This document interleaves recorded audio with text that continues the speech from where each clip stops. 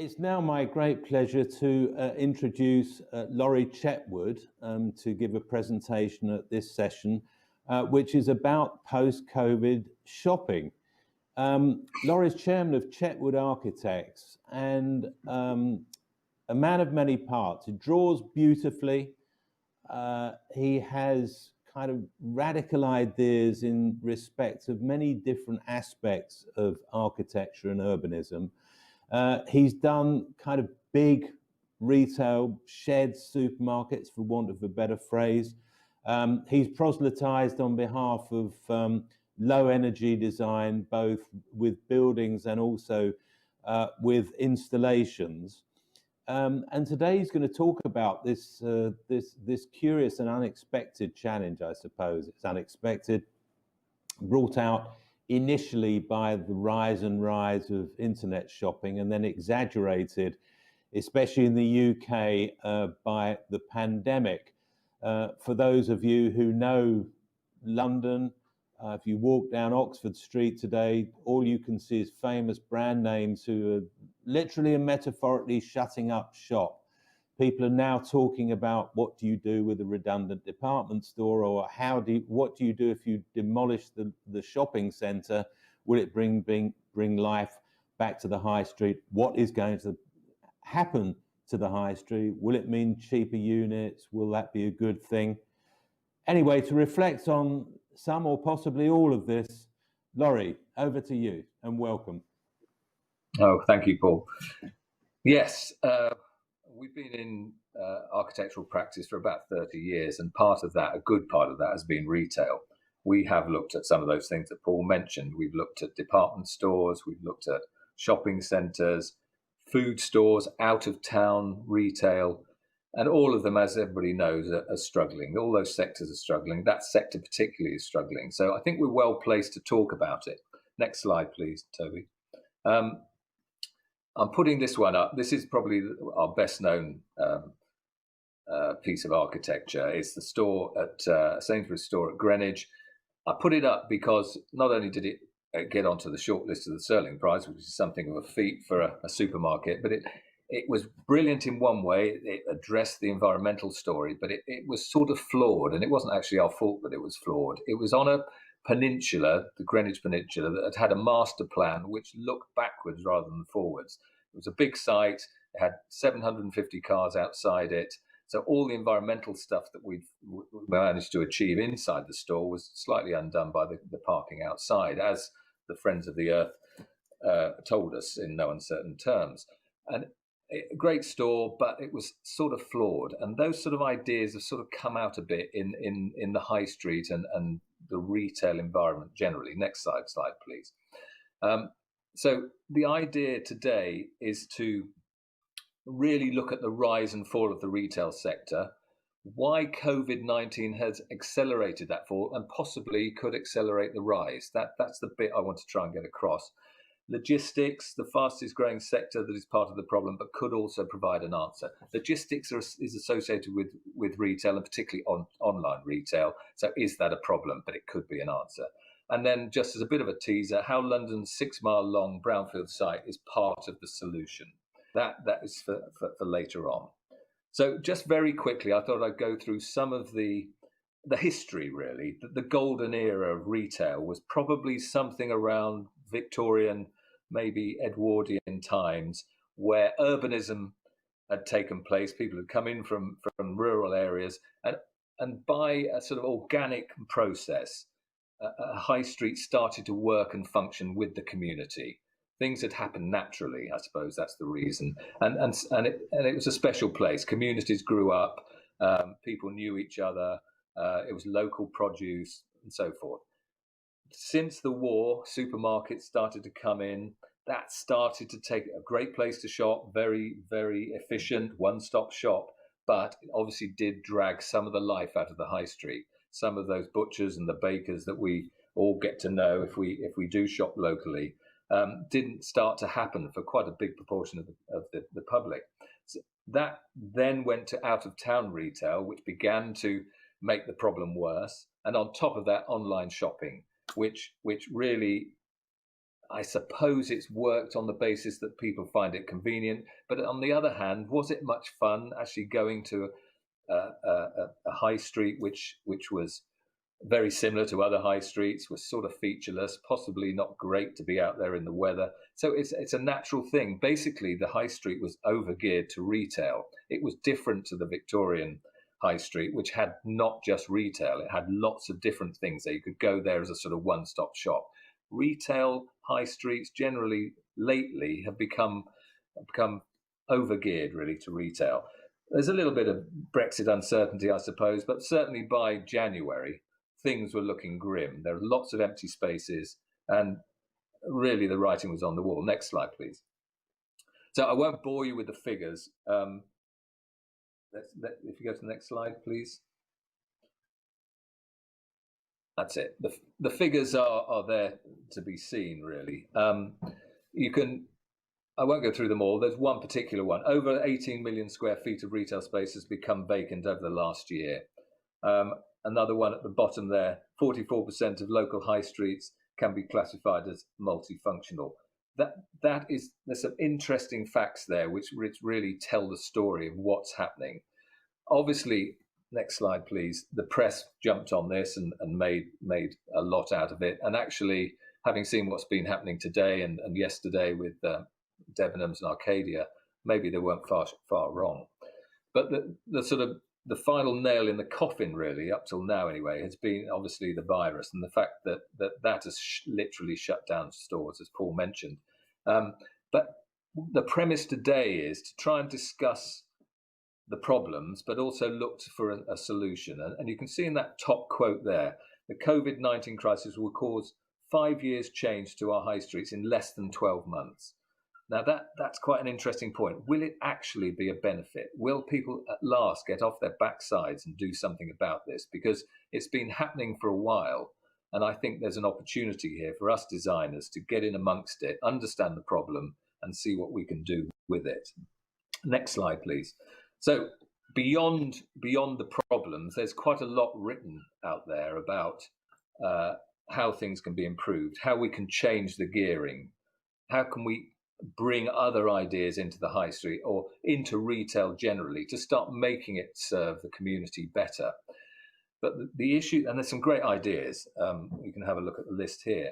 The issue here, though, is what is the driving force behind it? What's the economic driving force? There has to be a driver. It's great to have these ideas, but what is actually making it happen?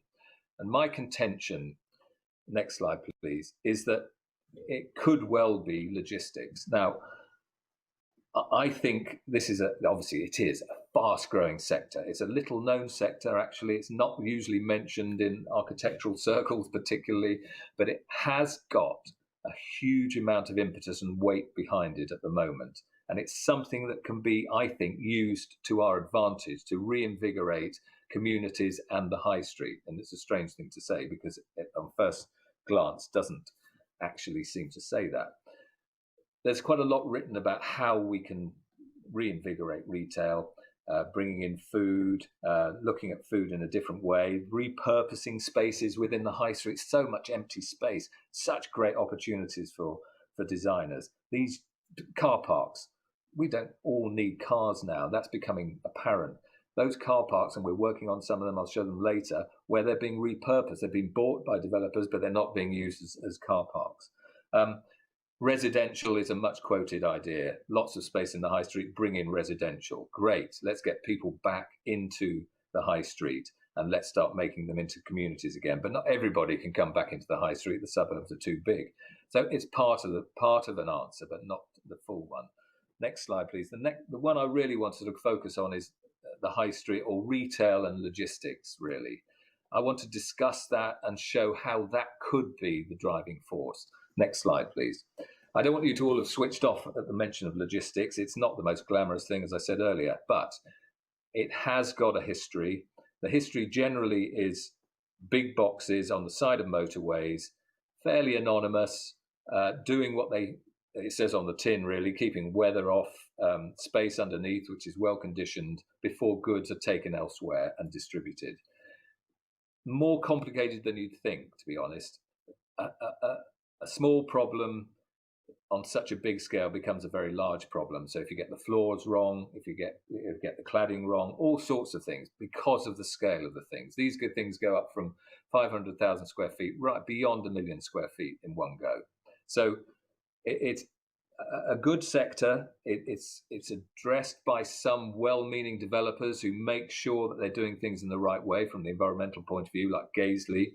The next slide, please. This particular one is one we've just completed for them, which is the world's first development to be net zero carbon for construction. So they're doing a good job. These warehouses, they're doing the best they can. But on the sides of motorways, they don't really have to do very much else other than remain anonymous and keep their heads down as best they can. I'm saying that in the future, they have to take responsibility. If they are coming into town, which they are beginning to, we as designers have to help them make the transition from this space into urban situations. Just a couple more. Next slide, please. On I think we're a bit behind, actually, Toby. Yeah, next one beyond that. And the next one. There you go. This is Chatterley Valley. This is the first BREEAM outstanding building, which we did for Gaisley. It shows that even out of town, you can start involving the community with such a thing as a distribution warehouse. I won't go into detail because we're running out of time, but that is something. I suppose I'm sort of saying we've pushed the envelope as far as we can in this regard, and this sector has now got to grow up when we come nearer town. This one, the next slide, please, Toby, is the latest one we've done, and this definitely involves the community. Spaces within the warehouse are involving the community. We have allotments around the edge. We've got a very big environmental story. The whole thing is powered by wind and PV. And it's obviously advertising the fact next to the A5 there. So next one, please.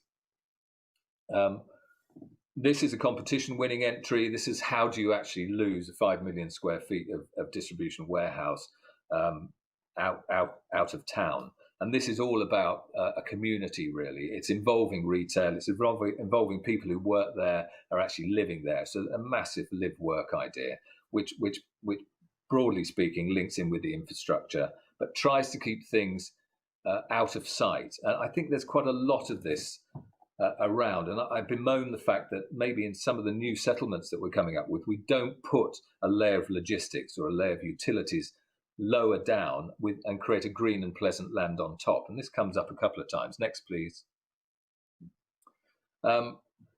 This is a job we're working on, Rectory Farm. It's right near Heathrow. It's gravel pits, basically, underground gravel pits. Gravel, obviously, being mined, causes trouble to the planes overhead, so the dust, etc. What they've done is, and what they're proposing to do with us, is put a slab across the top of the gravel pits, continue to mine the gravel, and then change the space once the gravel has been extracted to logistics. And then on top of that, put a green and pleasant land in the form of a park. So that's an interesting one. And it's showing that logistics is quite flexible. It doesn't have to be a shed on the side of a motorway. The next one, please, Toby.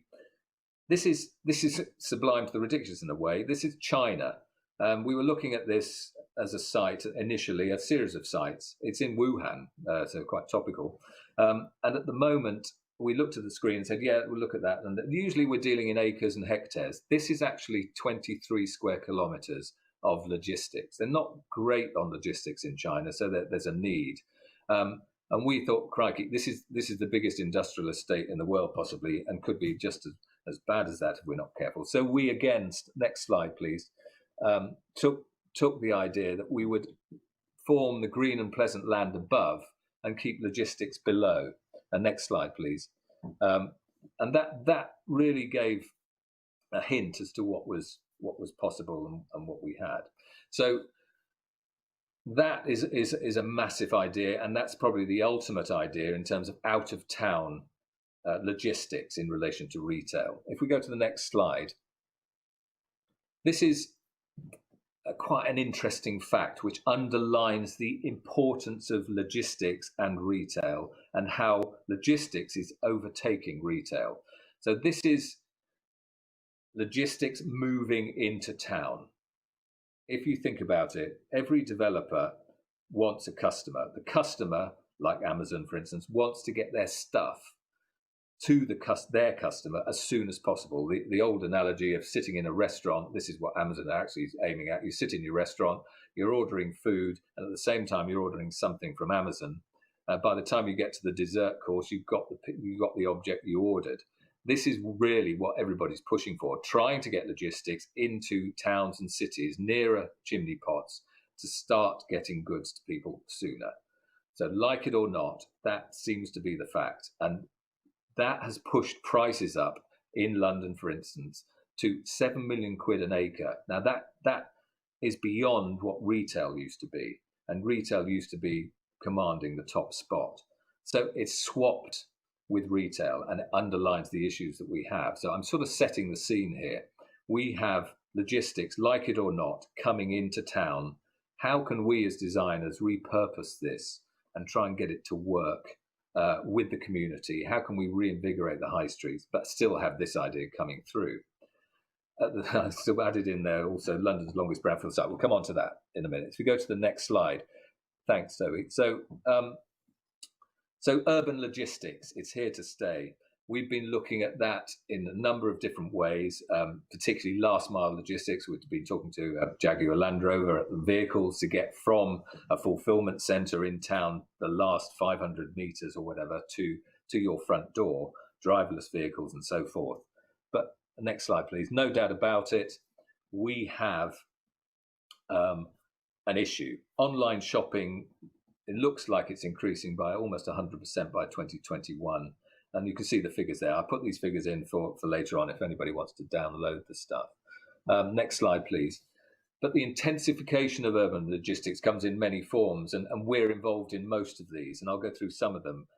The industrial intensification is uppermost. Industrial chic, as we like to call it, is becoming quite the thing at the moment. And it's something, again, I think we as designers should be looking for.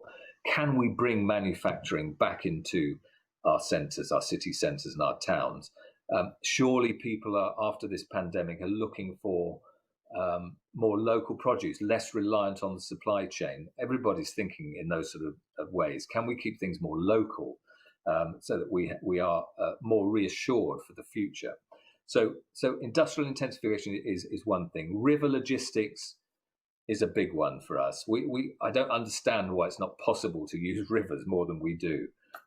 Every time I've ever come across anybody who's involved with a river in an official capacity or a canal or a waterway of any sort, there's been a negative. And I think it's a ridiculous thing. And I'll show you a project we did, which is slightly fanciful, but actually is quite an interesting one for the Thames. Sill land, this is industrial land, fantastic opportunity, which I'll go through in a minute. Multi-level, obviously these sites are becoming hugely expensive in town. We're doing a few in London. Therefore, developers are saying, can we stack logistics in multi-levels? And look at the problems that might cause. You might be next to a residential site. How is that going to convey itself? Or how is that going to communicate with the community? Difficult. And that's another task. But I sort of like the idea. It's always easier, I'm sure you all find, the idea that difficult things from a design point of view are usually more rewarding than something that's easy. So a difficult site is better than a greenfield site, simple as that. Fulfillment centres, the way of repackaging stuff in town, they've become quite interesting. So if we go on to some examples. Thanks, Toby. Next one. This is one of the jobs that we're doing at the moment for Gaisley's, the multi-story logistics. It's next to the Blackwall Tunnel. It's Peruvian Wharf. It has connections to some extent to the river. And we have here a sort of hybrid version. The latest, it's one of a few that are in London at the moment underway. You can see the big warehouse in blue at the back, but it's surrounded by removable, eventually, hopefully, ramps that take HGVs up to different layers. The layer on the front is the start of trying to get these things to work with the community. So we have cafes, art galleries, we have sports facilities on the roof. It's next to the DLR, so it's giving information out to the trains that pass the site. So we're actually we're getting. Crikey, how long have I got? I've almost. I better get a move on. Okay, moving on. So next one, please, Toby. So this is basically, if we go back one, sorry, we're now looking at 3 different types of markets here. We've been given the task of moving the London markets into Barking. Now, this is a combination of the market itself and also the idea that we bring the public in, and we actually provide a place of entertainment, a place of culture, amenity. Next, please. We're working with U&I, which is a developer, along with OMA, the Dutch architect, and here is a mixture of industrial and logistics. Next slide, please. As you can see here, you can see the residential. To get to the residential, you have to pass through our industrial land. We've had to look at that quite cleverly. We've turned it into a village complex on the top. We've used logistics underneath, but the green and pleasant land on top. Next, please. So, the future. If we go on to the next one, please. We've looked at different ideas. This is a repurposed car park. It's got logistics underneath. It's got retail front. We've got starters. We've got a garden on top. We've got food production on top. Urban food, very important for us. Next, please. And that's been repurposed in a different way by looking at how we can do that in a more attractive way. This is putting back some of the life back into our towns and cities. Could this be a brilliant live-work place where you can live and work properly? In the past, it hasn't worked. We've got a brilliant garden, which has gone mad on drones here, I admit, but nevertheless, it's another form of transport. Thank you. Next, please.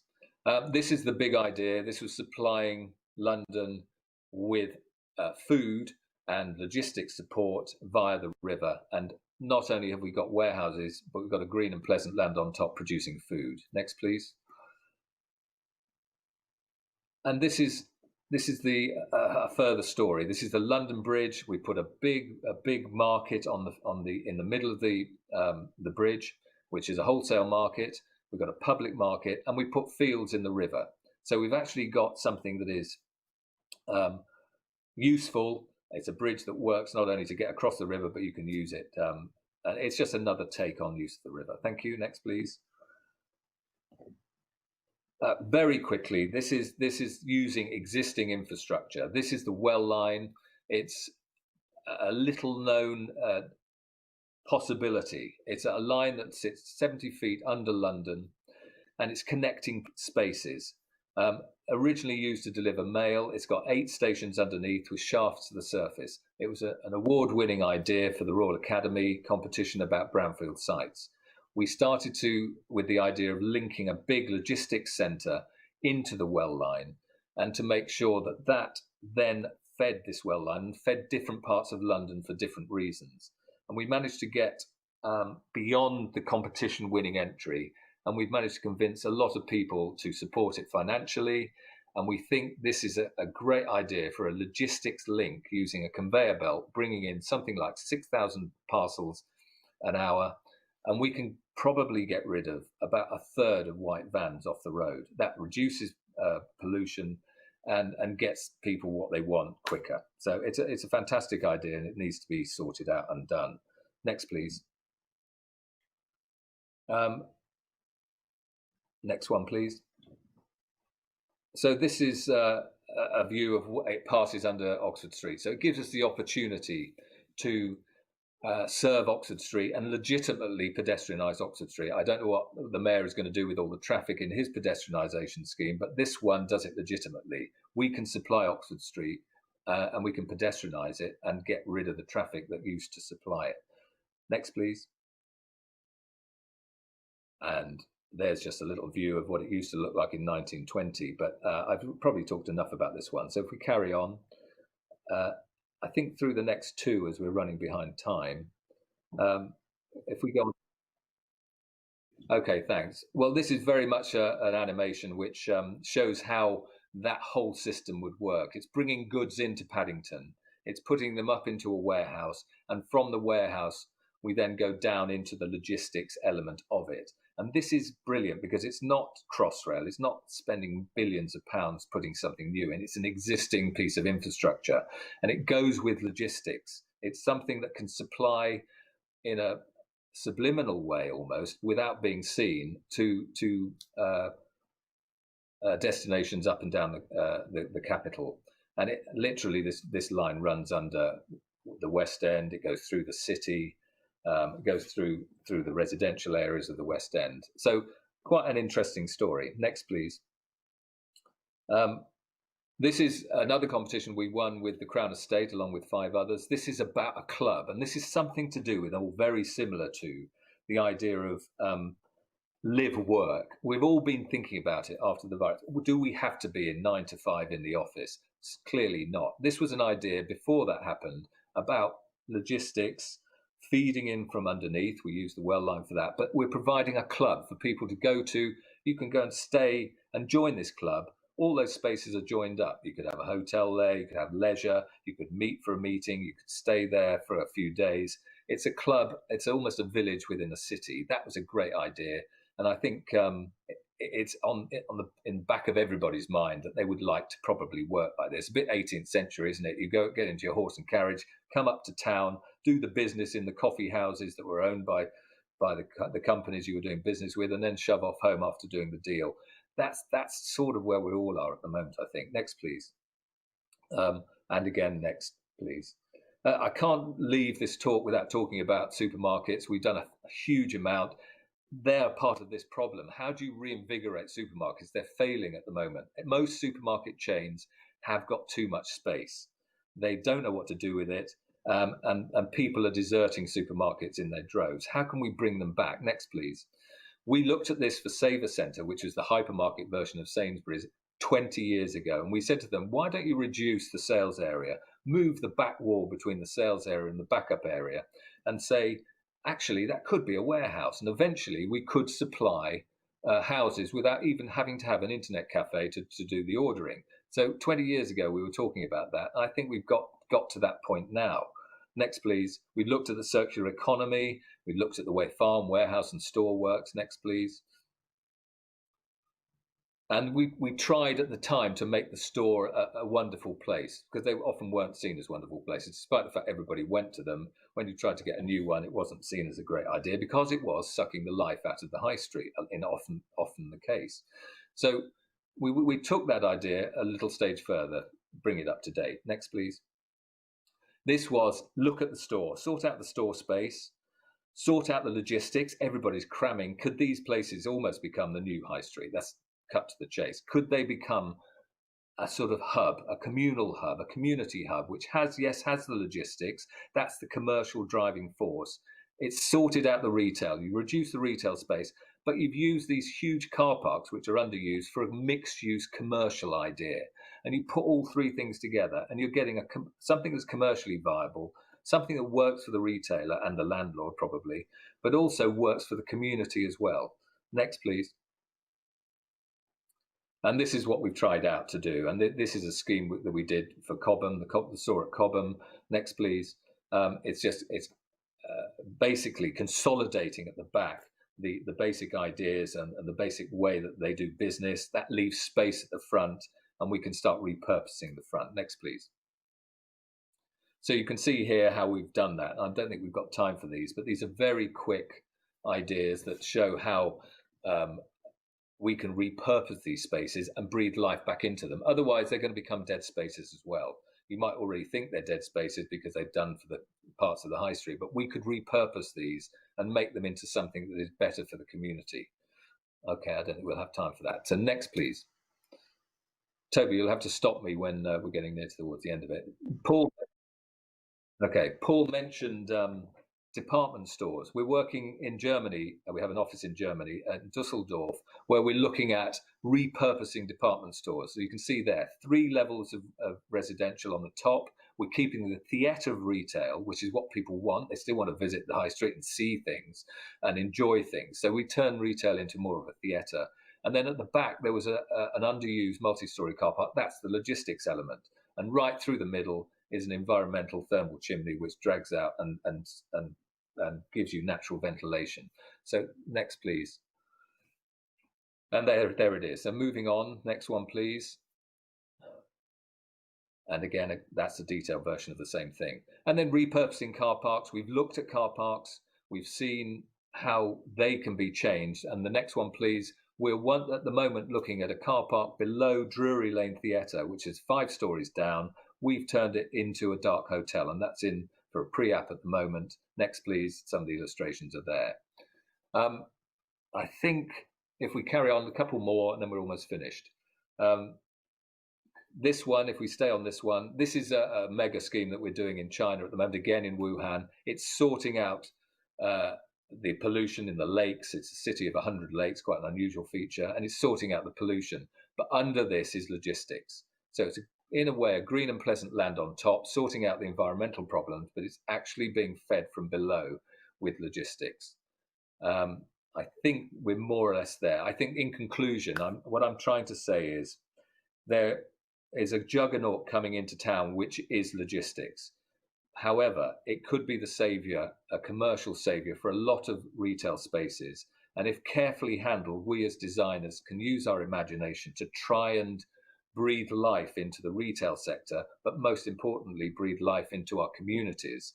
An opportunity lies there, and that's the end of my piece. So thank you for listening.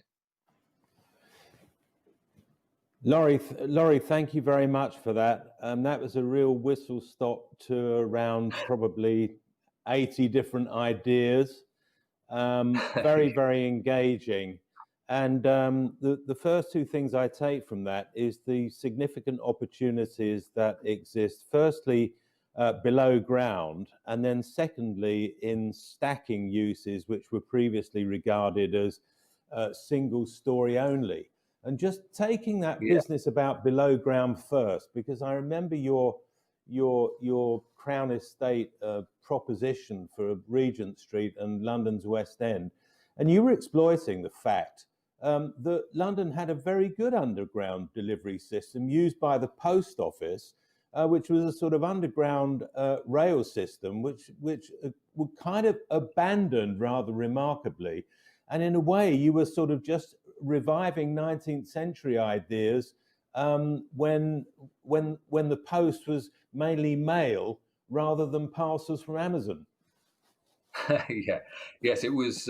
It's a fantastic opportunity and one that's sitting there. It's been mothballed by I think it was Boris, and made sure that was maintained. So the post office own it, Royal Mail own it, and it's a huge opportunity to serve London, take white vans off the road, or a good proportion of them, reduce pollution, increase health, and actually serve. You could even build from the line. So in other words, if it pops up somewhere in, say, Whitechapel, and there's you could bring goods along, or building materials along the line up. You can also take waste product away. So if you have a manufacturing idea, you bring stuff in, you make your stuff from the line, and you put your finished product down the line back to the market, and you also put your waste products down the line back to the market. Now, these underground spaces are all over the place. There's definitely one in Birmingham. There are lots of things. It's not just rail lines. There are all sorts of tunnels and underground spaces that can serve and help repurpose some of these spaces.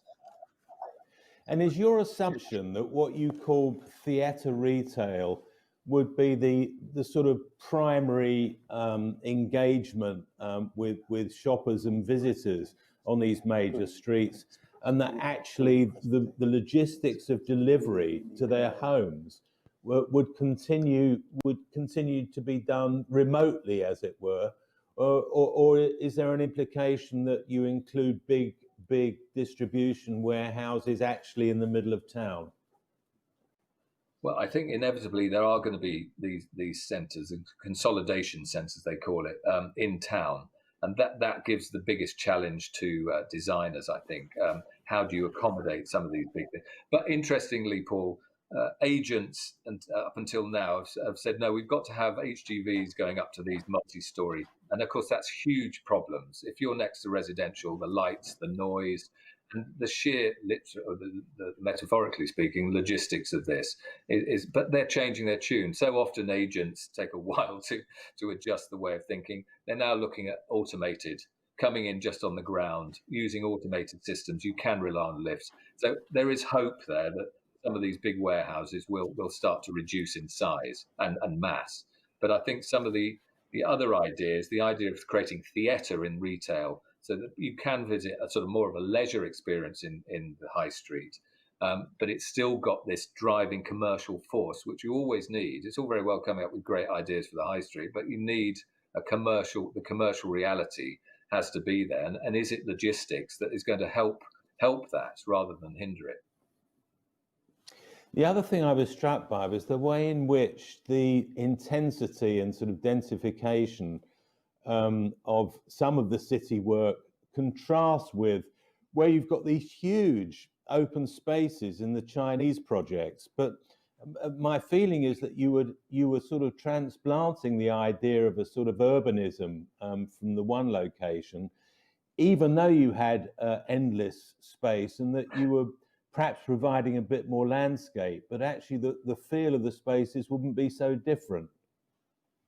Yes, that's for sure. I suppose it is. I just think that the prospect for anybody living or working there is always important, whether it's going to be in town or out of town. So the idea of creating a lovely space, even though it's in a vast piece of land, and you're right, that's always more difficult in my opinion. What's the solution for a greenfield site?